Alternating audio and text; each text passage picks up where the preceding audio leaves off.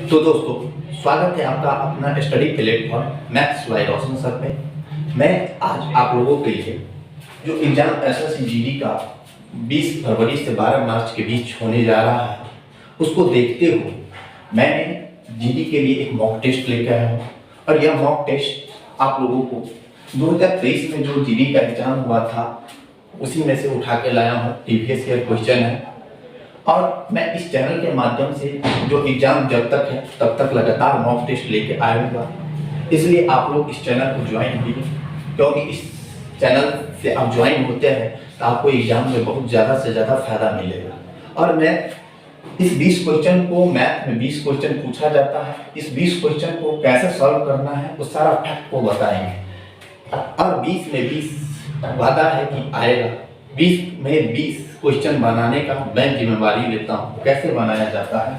और 40 mark 20 2 number का question होता है, आप 40 में 40 नंबर इस तरह प्राप्त करें, वो सारा प्रोसेस मैं बताऊंगा। इसलिए आप लोग इस चैनल को ज्वाइन कीजिए।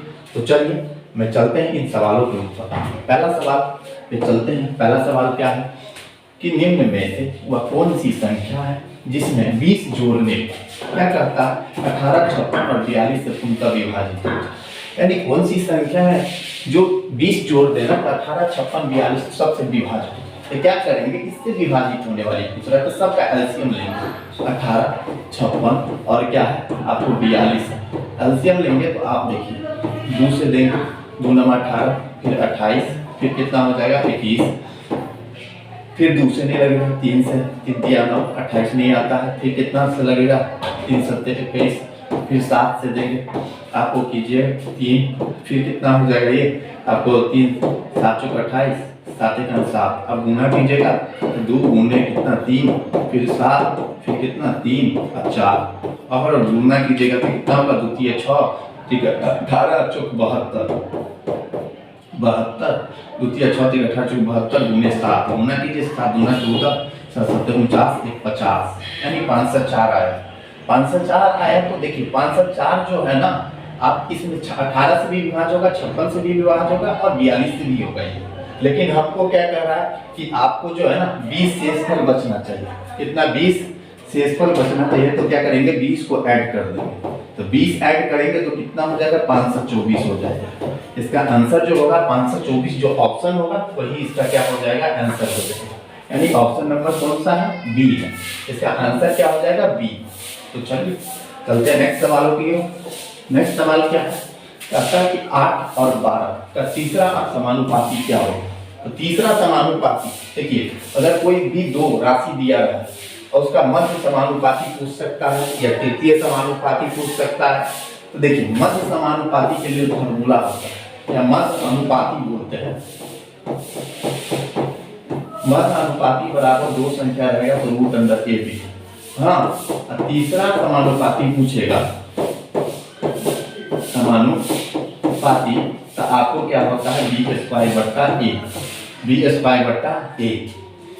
b है। अब देखिए तो हमसे क्या पूछा है, तीसरा समानुपाती। तो तीसरा समानुपाती b²/a। तो b आपको कितना है 12, a कितना है 8। तो 12 गुना कितना हो जाएगा 12/8 हो जाएगा 144 बट्टा कितना 8। काटेंगे तो कितना होगा 18, यानी इसका आंसर कितना हो जाएगा 18। आई होप आप लोग को सारा कॉन्सेप्ट क्लियर होता हो। अगर अच्छा लग रहा है तो वीडियो को लाइक कीजिए और शेयर ज़्यादा से ज़्यादा कीजिए। चलिए मैं नेक्स्ट सवाल की ओर चलते हैं। तथा एक सेब, एक संतरे और एक आम का औसत मूल्य कितना है 36 रुपया है। मतलब एक सेब है, एक संतरा है और एक आम का औसत मूल्य 36 रुपया है। एक सेब पहले देखिए, एक क्या है सेब है, फिर क्या है प्लस एक आम, फिर क्या है एक आम था और एक संतरा था। एक संतरा, इसका औसत मूल्य कितना है 36। तो तीनों को मिला के कितना हो जाएगा 36 या 108 रुपये। अब देखिए क्या बोल रहा है, अब जो बोल रहा है ना, एक सेब और एक संतरा, एक सेब प्लस एक संतरा, इसका मिला के टोटल कितना है औसत मूल्य 28, तो 56 हो जाएगा। फिर क्या करता है एक संतरा और एक आम, एक संतरा प्लस एक आम इसका औसत मूल्य कितना दिया है 32, तो कितना हो जाएगा 64। अब देखिए सवाल को किस तरह से बनाते हैं, यानी एक सेब, एक आम, एक संतरा, तीनों को औसत दिया था 36, तो तीनों का टोटल कितना होगा 108। फिर शर्त दिया एक सेब और एक संतरे का औसत मूल्य 28, तो सेब और संतरा दोनों को मिलाकर 56। फिर एक संतरा और एक आम दोनों को मिलाकर 64। तो आपसे क्या पूछ रहा है कि संतरा का औसत मूल्य क्या है, सॉरी एक संतरा का मूल्य क्या है। अगर इस दोनों को जोड़ेंगे तो एक सेब होगा, दो संतरा होगा, एक आम होगा। इसमें से इसको घटाएंगे तो सेब कटेगा, आम कटेगा, दो संतरा में से एक संतरा कटेगा, तो कितना बचेगा एक संतरा। तो एक संतरा का मूल्य कितना हो जाएगा आपको, तो टोटल जोड़िए तो 56 प्लस कितना 64 में से क्या करेंगे माइनस 108 को कर देंगे।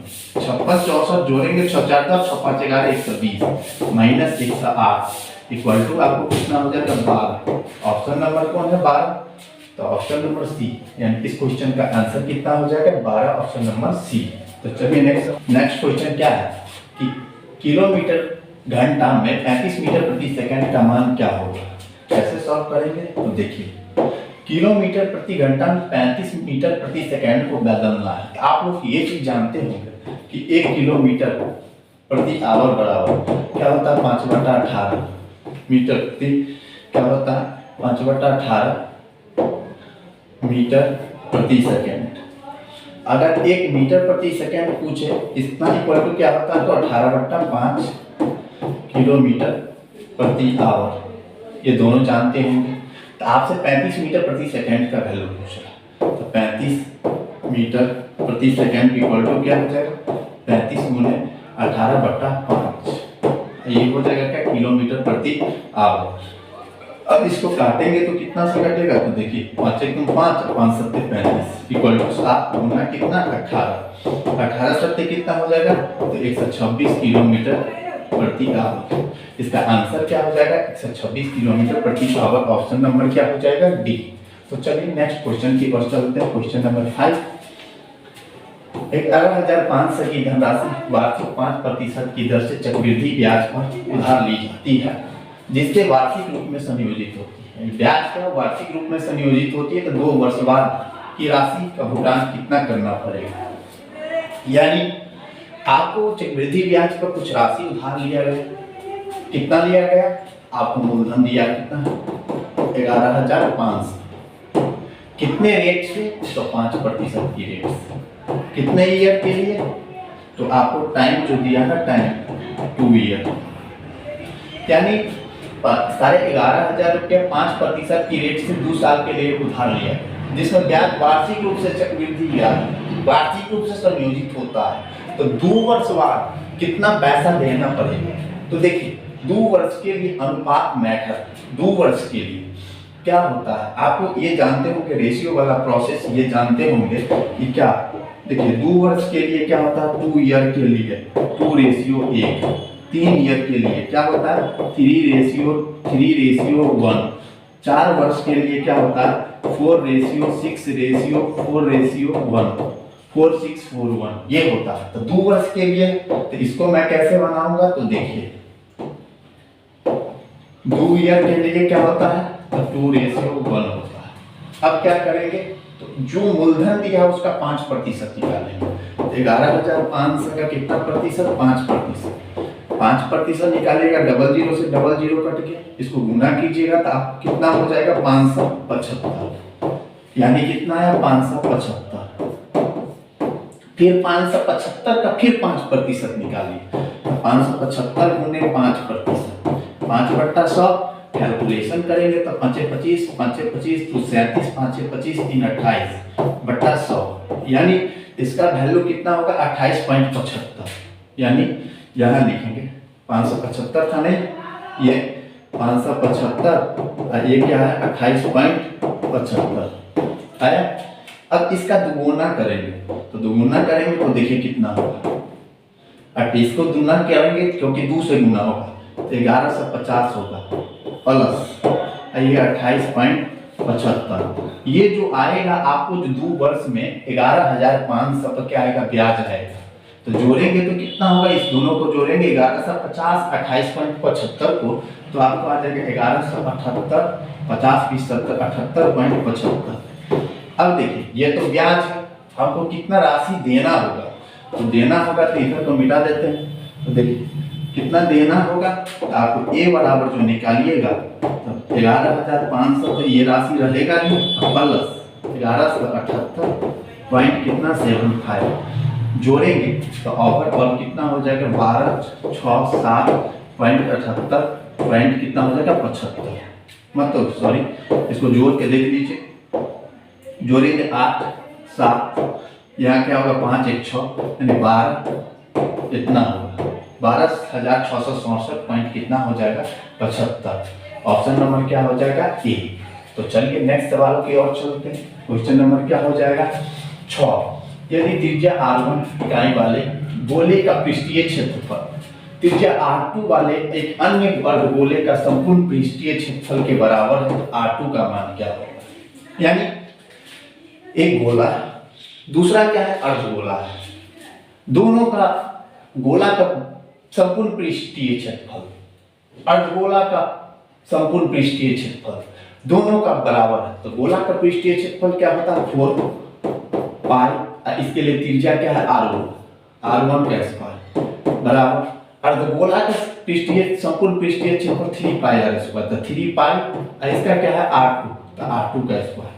अब देखिए इसको काट-फूट करेंगे तो देखिए पाई से पाई गए, इधर क्या बच गया, तो आपको इधर जो बचा ना, इधर बचा 4 r1 का स्क्वायर, इधर बचा 3 r2 का स्क्वायर। आपसे क्या पूछ रहा है, तो r2 का मान क्या होगा, r2 का, तो r2 बराबर क्या हो जाएगा, r2 का स्क्वायर बराबर r2 का स्क्वायर 3 इधर आ गया, तो 4 r1 का स्क्वायर बट्टा क्या हो जाएगा 3, इधर से स्क्वायर हटाएंगे तो r2 बराबर क्या हो जाएगा रूट अंडर 4 r2 r1 का स्क्वायर बट्टा 3 इक्वल टू कितना हो जाएगा, तो 2 बाहर आएगा और रूट 3 रहेगा और इधर r1 होगा, क्योंकि 4 का वर्गमूल 2 r2 का r1 बट्टा 3, यानी इसका जो आंसर होगा आपको क्या हो जाएगा, ये हो जाएगा 2/√3 r1। तो 2/√3 r1 कौन सा ऑप्शन है, ऑप्शन नंबर डी। तो चलिए नेक्स्ट सवाल की ओर चलते हैं। 12 सेंटीमीटर लंबाई 8 सेंटीमीटर चौड़ाई और 8 सेंटीमीटर ऊंचाई वाले धातु के एक ठोस घनाभ को पिघलाकर 4 सेंटीमीटर भुजा वाले कितने घन बनाए जा सकते हैं।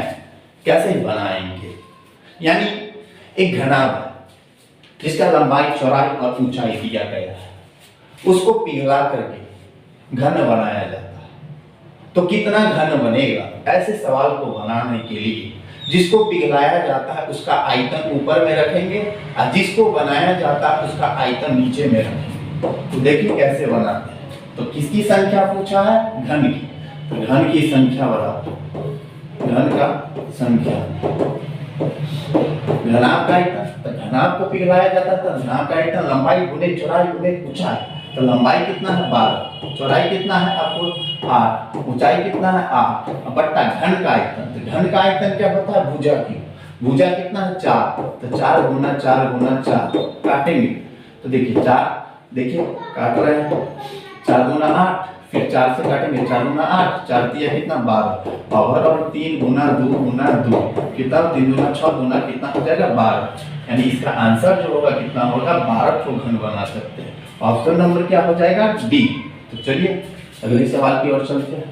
अगला सवाल क्या कहता है, एक ट्रक का मूल, एक ट्रक का जो मूल है ना 17% कम किया गया है, कितना परसेंट 17%, और अब इसका मूल जो है ना कितना है, यानी तो इसका मूल क्या था, यानी दो बार मूल है एक बार मूल नहीं होगा।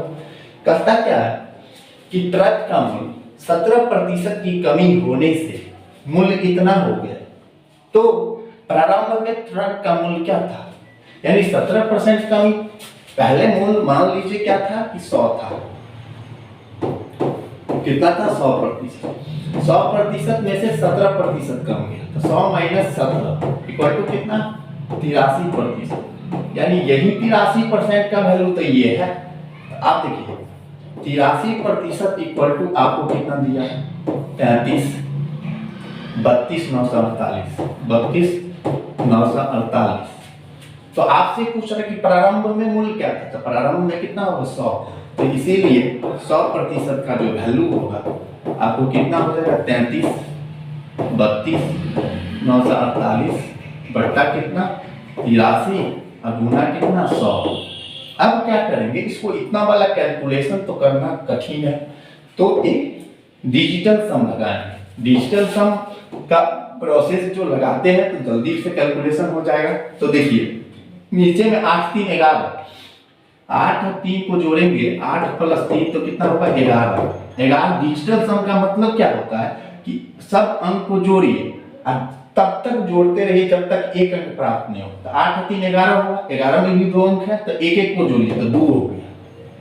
यानी इसको हम क्या लिख सकते हैं 2 लिख सकते हैं, समझे। अब ऊपर वाला जो काम करते हैं तो देखिए 3 3 6 3 9 2 11 9 20, 20 हो गया, 20 4 24 8 32, 32 फिर 32 का मतलब कितना हो जाएगा 3 2 5, यानी इसका और कितना होगा 5, इधर कितना है 1। अब देखिएगा क्या हो, ऊपर में 5 गुना 1 कितना होगा तो 5 होगा, नीचे में कितना है तो 2 है कि नहीं। अब क्या कीजिए, तो इसको 1 बनाना है, 1 बनाना है तो 5 से गुना कीजिए, तो ऊपर 5 से गुना करेंगे तो 5 25, 25 25 का मतलब कितना हो गया 25 25 और बट्टा कितना हो जाएगा 5 गुना 10, तो 1 तो नीचे में बन गया, यानी इक्वल टू 7। कितना है 5 2 7, जिसका 7 जो होगा ना अंकों का योगफल वही होगा। अब देखिए चेक करते हैं, तो 4 0 4 1 5 5 10 अच्छा 16, 16 आए और 16 6 1 7, यानी 7 तो आ गए। 4 1 5 5 10 6 16, 16 का मतलब कितना 7। अब 7 आया तो यही ऑप्शन होगा, इसका आंसर क्या होगा, क्योंकि 7 इसका भी कैलकुलेशन में आता है, इसका भी कैलकुलेशन में क्या आता है 7 आता है, किसी में 7 नहीं आएगा, इसलिए इसका आंसर जो होगा यही होगा 40 15 600। तो चलिए आई होप आप लोग को सारा कंसेप्ट क्लियर होता होगा। अगर कंसेप्ट पूरा क्लियर हो रहा है और अगर मेरे मेहनत को देखते हुए हैं तो आप लोग इस वीडियो को लाइक कीजिए और ज्यादा से ज्यादा शेयर कीजिए। तो चलिए चलते हैं नेक्स्ट क्वेश्चन की ओर। क्या करता है कि सबसे बड़ी संख्या जो 286 1001 और 2420 को विभाजित कर सकती है तो x/2 का मान क्या होगा। यानी कहता है कि वह सबसे बड़ी संख्या क्या होगी जो इतना इतना इतना प्रत्येक को विभाजित करती है, वो संख्या x है, तो उस x/2 यानी उस संख्या का आधा क्या होगा। तो ऐसे सवाल को मैं ऑप्शन से बनाऊंगा, बहुत आसान तरीका से बना लेंगे। संख्या का आधा पूछ रहा, आधा मान लीजिए ऑप्शन हम ये लेते हैं 5.5 है, x/2 का वैल्यू जो है ना, x/2 का वैल्यू 5.5, तो इसीलिए आपको x का जो वैल्यू होगा कितना हो जाएगा 11 होगा, यानी 11 से सबको विभाजित होना चाहिए। तो चेक कर लीजिए क्या 286 संख्या क्या सब दिया है, संख्या आपको दिया है 286 1001 242 ये दिया है। चेक कीजिए क्या 11 से 11 दूना 22 कितना 6 28 एकदम 11 से विभाज्य। ये इसको चेक कीजिए 11 से एकदम, हाँ 11 से, ये भी 11 से, इसलिए इसका आंसर क्या होगा सब 11 से विभाज्य। 11 का आधा कितना होता है 5.5, इसलिए इसका आंसर जो होगा 5.5 हो जाएगा। तो चलिए नेक्स्ट सवाल की ओर चलते हैं। नेक्स्ट सवाल क्या होगा, एक दुकानदार ने एक टेबल का अंकित मूल्य कितना रखा, मतलब टेबल का अंकित मूल्य कितना रखा 2500 रुपया, यानी अंकित मूल्य मतलब मार्केट प्राइस कितना रखा है 2500 रुपया रखा। फिर कहता है यदि वह 20% छूट और 10% के अतिरिक्त छूट पर बेचता है, दो छूट देता है 20 और 10, तो टेबल का विक्रय मूल्य क्या होगा। यानी देखिए 20% का मतलब क्या हो गया 1/5 और कितना है 10%, 10% का मतलब क्या हो गया 1/10। तब हमसे क्या पूछ रहा है विक्रय मूल्य, विक्रय मूल्य मतलब क्या, आपसे पूछ रहा है क्या एसपी, एसपी कैसे निकालेंगे, एसपी इक्वल क्या हो जाएगा 2500 रुपया तो है, 20% छूट दिया, यानी 5 पे 1 छूट दिया तो कितना होगा 4/5। फिर कितना दिया 10 पे 1 छूट दिया तो 9 कितना हो जाएगा 10। देखिए E0 से E0 कटा, 5 से कटेगा तो 5 25, ये कितना हो जाएगा 50। 50 गुना कितना 4 गुना कितना 9, कितना हो जाएगा 5 का 20 2 9 18, यानी 1800 रुपया होगा। कितना हो जाएगा तो 1800, यानी दोनों छूट देने के बाद वस्तु को कितना में बेचेगा तो 1800 पे बेचेगा। तो चलिए क्वेश्चन नंबर 11 क्या कहता है, यस की काम को 49 दिनों में कर सकता है, नमन उसी कार्य को 35 दिनों में कर सकता है और सौरभ काम को 7 दिनों में कर सकता है। बारी बारी से इस काम को करते हैं तो पहले दिन यस, दूसरे दिन नमन और सौरभ तीसरे दिन कार्य करते हैं तो फिर से चौथे दिन यस, और इसी क्रम में काम चलता है तो कार्य को पूरा करने में कितना समय लगेगा। तो देखिए यस को वाई लिखते हैं, यस कितने दिनों में करता है आपको 49 दिनों में। उसके बाद जो है ना कौन है नमन, नमन को एन लिखते हैं, नमन जो आपको करता है 35 दिनों में। उसके बाद कौन है नमन, सौरभ, सौरभ कितने दिनों में करता है 7 दिनों में। तो टोटल काम निकालने के लिए क्या करेंगे एलसीएम ले लेंगे, एलसीएम लेंगे ना 49 35 और 5 को, तो 49 35 5 को लेंगे 7 5 35, अगर 7 लिए 7 7 5 35 7 7 49, ये भी होगा 7 7 49 अब हमने 5 9 5 45 अब 5 का 20 4 24 245 काम होगा। टोटल वर्क जो होगा आपको कितना हो जाएगा 245 टोटल वर्क हो गया, यानी इस तीनों का जो एलसीएम लेंगे 245, समझे। अब देखिए इसका जो है ना इफिशियंसी निकालेंगे, क्या निकालेंगे इफिशियंसी, समझे कि नहीं समझे। 245 है, 245 को 49 से करेंगे, इसका इफिशियंसी जो हो जाएगा आपको कितना हो जाएगा 35 से देंगे तो 7 5 35 7 होगा, इसका जो देंगे 7 से तो 7 5 35, ठीक है। और ध्यान से सुनिए, अब काम किस तरह से होता है, काम करता है कि यस प्रारंभ करता है, दूसरे दिन कौन करता है नमन, तीसरे दिन सौरभ, इसी तरह से फिर से स्टार्ट होता है। तो टोटल काम को पूरा होने में कितना टाइम लगेगा, तो देखिए 3 दिन का काम जो आपको होगा, 3 दिन का काम कितना हो जाएगा, ये 5 करता है प्लस 7 करता है, ठीक ना, ये कितना करता है 35 काम करता है। तो टोटल काम कितना हो गया 35 45 और 7 कितना हो गया 47 यूनिट काम हो रहा है, 47 यूनिट काम हो रहा है। टोटल काम कितना है 245, तो 245 है तो आप इसको जो गुना कीजिएगा कितना से, आप अगर गुना करते हैं ना इसको 47 है तो मान लीजिए 4 6 24, 6 से करेंगे वो भी नहीं होगा, 5 से कीजिए इसको, 5 से गुना करते तो कितना होता देखिए, 5 से इधर गुना कर रहे हैं 7 5 35 और 5 का 20 और 3 23, मतलब इधर 5 7 5 35 5 का 20 और 3 23 235 काम होगा। अगर 6 से करेंगे तो इससे ज्यादा हो जाएगा, इधरों 5 से गुना कीजिए, यानी 15 दिन का काम जो हो गया, कितना हुआ 15 दिन का काम आपको, तो 15 दिन का काम कितना होगा। अब रेस्ट काम कितना बचा, तो रेस्ट काम निकालो, रेस्ट काम जो आपको बचा 245 में से कितना माइनस करेंगे 235, कितना काम बच गया आपको 10 काम बचा। 10 काम कौन करेगा, तो देखिए ध्यान से सुनिएगा, 10 काम जो होगा ना, 10 काम पहले 10 में से 5 काम कर देगा वाई पे, 16वां दिन काम कितना बच गया, 16 दिन का बाद काम बचेगा 5 काम हो गया, 5 माइनस हुआ तो 5 काम बच गया। ये 5 काम कौन करेगा, ई करेगा, करेगा कि नहीं, तो 5 काम ई करेगा तो 5/7 में करेगा, तो 16 दिन में काम आपको, देखिए इधर मिटाते हैं हम, 10 काम बचा था, इधर बचा था ना, मतलब 235 काम हुआ 15 दिन, तो 16वां दिन में कितना काम हो जाएगा, 16 दिन में आपको 5 काम और हो गया, तो कितना काम बच गया 240 काम हो गया। 17वां दिन तो आप 5 काम करना है, तो 5 काम करने के लिए क्या हो जाएगा 16 पूर्णांक ये 5 काम है और कितने से करेगा 7, तो 5/7 किलो टोटल काम समाप्त हो जाएगा। 16 शर्तें 112 यानी कि टोटल होगा 16 शर्तें 112 5 117 बटा कितना हो जाएगा 7 किलो टोटल काम करने में टाइम लगेगा। ऑप्शन नंबर क्या हो जाएगा सी हो जाएगा।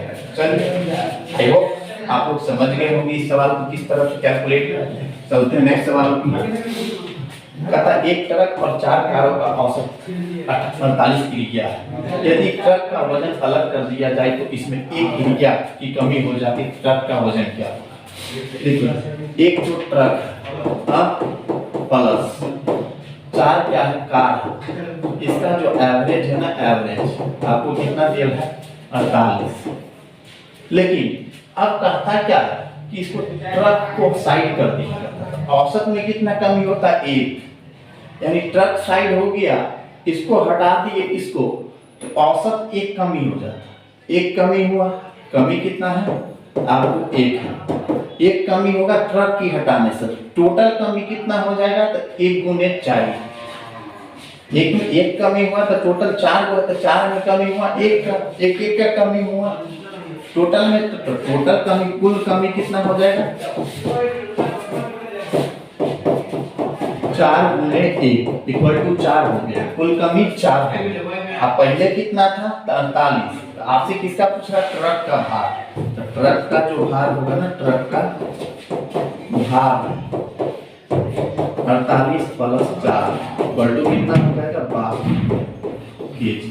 कितना हो जाएगा 52 केजी। ऑप्शन नंबर क्या हो जाएगा डी। यानी देखिएगा जो 1 में कमी हो रहा है ना, औसत में 1 कमी हो रहा था, प्रत्येक 4 हो गया ना निकलने के बाद, इसलिए 4 की कुल कमी हुआ। अब पहले 48 था तो एवरेज बनाने के लिए क्या हुआ 48 प्लस 4 कितना हो जाएगा 52। तो चलिए नेक्स्ट सवालों की ओर चलते हैं। सवाल नंबर 13। अरुण और आदित्य एक काम को अलग अलग 8 दिन और 12 दिन में करते हैं। देखिए अरुण है, अरुण और आदित्य अरुण कितने दिनों में करता है 8 दिनों में। आदित्य कितने दिनों में करता है 12 दिनों में। यानी इससे हम ये टोटल काम निकाल सकते हैं। कितना होगा 24। टोटल काम 24 हुआ तो इफिशिएंसी निकालेंगे, इसका 3 होगा, इसका 2 होगा। यानी ये 3 के रेट से करता है, ये 2 के रेट से करता है। 12 दिन अब करता है। 12 दिन अकेले कार्य करने के बाद आदित्य कार्य छोड़ देता है। आदित्य कितने 12 दिन अकेले काम करता है, ठीक है ना। क्या करता है 2 दिन अकेले कार्य करने के बाद आदित्य कार्य को छोड़ देता है। आदित्य 2 दिन, और 2 दिन का आदित्य का कार्य कितना हो जाएगा, आदित्य कितना करेगा तो 2 गुना 2 कितना किया 4 यूनिट काम किया, ठीक है। कितना काम किया 4 यूनिट काम किया, 4 यूनिट काम किया। तो कहता शेष कार्य को अरुण कितने दिनों में करेगा। तो शेष कार्य कितना बच गया आपको जो है ना टोटल काम 24 माइनस 4 इक्वल टू 20 बच गया। इस 20 काम को अरुण को टाइम, तो अरुण कितना समय लेगा, अरुण को टाइम लेगा 20 बट्टा ये कितना रहता है आपको 3। एक दिन में कितने के रेट से करता है तो 3। इसको तोड़ेंगे तो 6 × 18 2/3 कितना डेज होता है। ऑप्शन नंबर क्या है 6 × 2/3 ऑप्शन नंबर सी। तो चलिए नेक्स्ट क्वेश्चन की ओर चलते हैं। 14। यदि ए की आय बी की आय से 40% अधिक है तो बी की आय क्या पूछ रहा है, बी की आय ए से कितने प्रतिशत कम है। क्या कहता है बी की आय ए की आय से कितना कम 40% अधिक। तो देखिए 40% का वैल्यू क्या होगा, 40% का जो वैल्यू होगा 2 कितना हो जाएगा 5, क्योंकि 40/100 2/5। अब कमी दर है तो क्या होगा बी कितना अधिक है, क्यों अधिक दर है, सॉरी अधिक है तो कमी पूछ रहा है। तो कमी क्या हो जाएगा, तो कमी निकालेंगे तो ऊपर में जो रहता है वही लिखेंगे। अगर ऊपर में जो परसेंटेज दर है उसको फ्रैक्शन में चेंज करेंगे। 40% 2/5, जो ऊपर में 2 है तो 2, 3 है तो 3, 5 है तो 5, तो 2/। अब क्या जाएगा अधिक, अधिक है तो क्या करेंगे जोड़ेंगे। अगर कमी रहता तो इस दोनों को क्या करते घटाते। तो अब क्या है अधिक, तो अधिक है तो कितना होगा 5 × 7 और परसेंटेज निकालने के लिए 100। अब देखिए 200 कितना हो जाएगा 7, काटेंगे तो 7 × 14, फिर बच गया क्या 6 और 0, 7 7 8 56, और फिर 4, 28 4/7। ऑप्शन क्या हो जाएगा डी। नेक्स्ट सवाल की ओर चलते हैं। नंबर 15 है कि 3 साल पहले एक कस्बे की जनसंख्या 25,000 थी। यदि पिछले 3 वर्षों में इसमें 3%, 4% और 6% की वृद्धि हुई हो तो कस्बे की वर्तमान में जनसंख्या क्या होगी। कैसे बनाएंगे कि 3 वर्ष पहले कस्बे की जनसंख्या 25,000 थी और 3 वर्ष में वृद्धि रेट दिया तो वर्तमान में क्या होगा। तो देखिए 25,000 है, अब पहले वर्ष में 3% बढ़ा तो 103/100, 100 में 3 बढ़ा तो 103/100, दूसरे वर्ष में 4 104/100, फिर कितना 106/100। अब क्रिया करेंगे तो नीचा में डिजिटल सम लगा देंगे, कैलकुलेशन करना नहीं। 5 2 7 होगा, इधर कितना होगा 3 1 4 होगा, इधर 4 1 कितना होगा 5 होगा, 6 1 कितना होगा 7 होगा। अब देखिएगा नीचे में कितना होगा तो एक ही है, तो इस और गुना करेंगे 7 गुना कितना हो गया 4 गुना कितना हो गया 5 और गुना कितना हो गया 7। अब देखिए 7 कितना हो जाएगा, यहाँ पटना में एक ही होगा, 7 49 होगा, 5 होगा कितना होगा 20। अब 9 4 13, 13 का मतलब कितना हो जाएगा ये आपको 13, 9 4 13, 13 का मतलब हो जाएगा 4, 9 4 13 का मतलब 4, यहाँ 2 4 दूना 8 होना चाहिए। तो 8 किसका हो रहा है चेक कीजिए, 4 दूना 8 4 12 12 12 3 15, 8 कितना हो जाएगा 23 23 और 6 कितना हो जाएगा 29 और 29 8 कितना हो जाएगा। चलिए फिर से जोड़ते हैं, 8 4 12 12 3 15 15 8 23 6 29 और 29 8 37 हो जाएगा। 37 का मतलब 10, 37 7 3 10, 10 का मतलब 1, ये ऑप्शन नहीं होगा। फिर देखिए 8 9 9 3 12 12 8 20 6 26 और 26 26 8 34 34 हो रहा है। 34 का मतलब 7 7 आ गया, हमको 8 लाना है, ये भी नहीं होगा। फिर देखिए ये वाला चीज अब 10 3 13 13 और 13 8 कितना 21 अच्छा 27 27 8 35 35 और 35 का मतलब 8 ये आ रहा है, इसलिए ऑप्शन क्या हो जाएगा, ऑप्शन नंबर क्या हो जाएगा ए। यानी डिजिटल सम लगाया, अगर गुना करते हैं तो नंबर छोड़ा होगा डिजिटल सम, क्योंकि इसका सम 8 आ रहा है सबका, इसका भी 8 है, इसलिए इसका आंसर जो होगा यही होगा। समझे कि एक दुकानदार अपने पुराने स्टॉक के क्रय से 25% हानि पर बेचता है, यानी कहता है कि जो पुराना स्टॉक मूल्य है उससे 25% हानि पर बेचता है, लेकिन 30% कम वजन का वजन करता है, तो कितना लाभ या हानि होगा। देखिए मान लीजिए जो स्टॉक का मूल्य है, मूल्य जो है ना मूल्य 100 रुपया है, मूल्य इक्वल टू कितना है 100, लेकिन 100% है। अब क्या कहते हैं 25% हानि पर बेचता है, यानी एसपी कितना है 25% हानि पर, यानी 25% हानि मतलब 75 पर बेचता है। 100 का 25% कितना होगा 25 से होगा, तो 100 माइनस कितना 25 इक्वल टू कितना होगा 75, 75 पर बेचता है। और कहता है लेकिन 30% कम वजन करता है, वजन कितना करता है 30, तो वजन कितना क्या 100 के जगह पर कितना कर रहा है 100 माइनस 30 इक्वल टू 70 का वजन करता है। अब इसको ओवर और आप देखो 70 का चीज 75 में बेच रहा है, तो क्या हो रहा है लाभ, तो लाभ कितना हो रहा है, तो लाभ जो हो रहा है आपको कितना 75 माइनस 70 इक्वल टू 5 का लाभ होता है। अब 5 का जो लाभ होता है तो इसीलिए परसेंटेज लाभ निकालेंगे, तो परसेंटेज लाभ निकालने के लिए क्या होगा 5/70 गुना 100, 14 से कटेगा, 14 से काटेंगे तो कितना हो जाएगा 14 7 98, 14 7 98 हो जाएगा, 2 0 14 का 14 6 0 14 चौका 6, 7.14% का लाभ होगा। ऑप्शन नंबर क्या हो जाएगा डी हो जाएगा। चलिए नेक्स्ट सवाल की ओर चलते हैं। सवाल नंबर कितना होगा 18। यदि किसी वस्तु की खपत के प्रतिशत में 25% की क्या होता है वृद्धि होता है, तो कहता है वस्तु की कीमत में गिरावट आती है, क्या होगा परिवर्तन न हो। यानी क्या कहता है कि प्रतिशत वस्तु की किसी कीमत में 25% की वृद्धि होती है, तो उसको गिरावट कितना करे ताकि जो है ना उसकी खपत उसका जो है ना बजट में कोई परिवर्तन न हो, तो 25% का वैल्यू निकालिए। 25% इक्वल टू 1 बटा कितना हो जाएगा 4, क्या है वृद्धि, तो वृद्धि है मतलब प्लस, हमसे क्या पूछेगा कमी, तो कमी लाने के लिए क्या हो जाएगा 1 है 1 रखेंगे। अब यहाँ वृद्धि है तो क्या करेंगे 5 जोड़ेंगे, कमी रहता तो क्या करते घटाते, तो गुना 100, यहाँ 5 से काटेंगे तो 20, यानी कितना का होगा 20% की कमी आती है। कितना ऑप्शन नंबर क्या हो जाएगा सी।